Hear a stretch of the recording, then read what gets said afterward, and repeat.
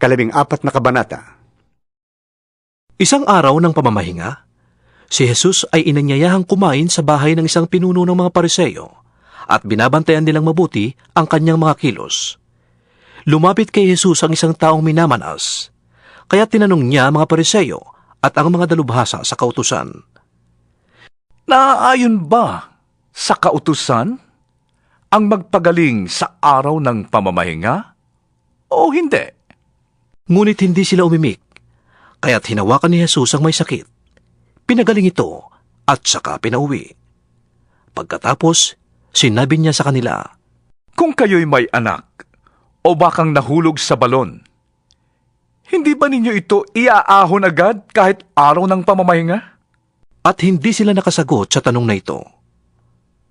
Napansin ni Jesus na ang pinipili ng mga panauhin ay ang mga upuang pandangal. Kaya't sinabi niya ang talinghagang ito sa kanila. Kapag inanyayahan ka sa isang kasalan, huwag ka agad uupo sa upuang pandangal. Baka may inanyayahang mas marangal kaysa sayo. Baka lapitan ka na nag-anyaya sa inyong dalawa at sabihin sayo, maaari bang ibigay mo ang upuang yan sa taong ito? Sa gayon, mapapahiya ka at doon ka uupo sa pinakaabang upuan. Ang mabuti, kapag naanyayahan ka, doon ka muna maupo sa pinakaabang upuan. Kapag lumapit sa iyo ang nag-anyaya at kanyang sinabi, Kaibigan, dito ka sa kabisera.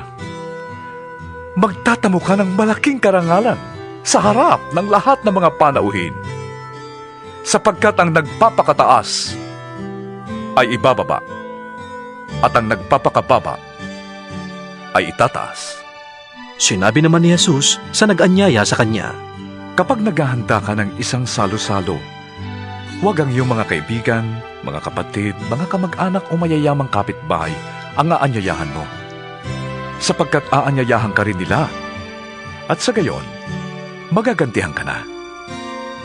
Sa halip, kung ikaw ay maghahanda, ang anyayahan mo ay ang mga mahihirap, mga lumpo, mga pilay at mga bulag. Kapag ganito ang ginawa mo, magiging mapalad ka. Sapagkat hindi man sila makaganti sa iyo, ang Diyos ang gaganti sa iyo sa muling pagkabuhay ng mga banal. narinig ito ng isa sa mga kasalo niya roon, at sinabi sa kanya,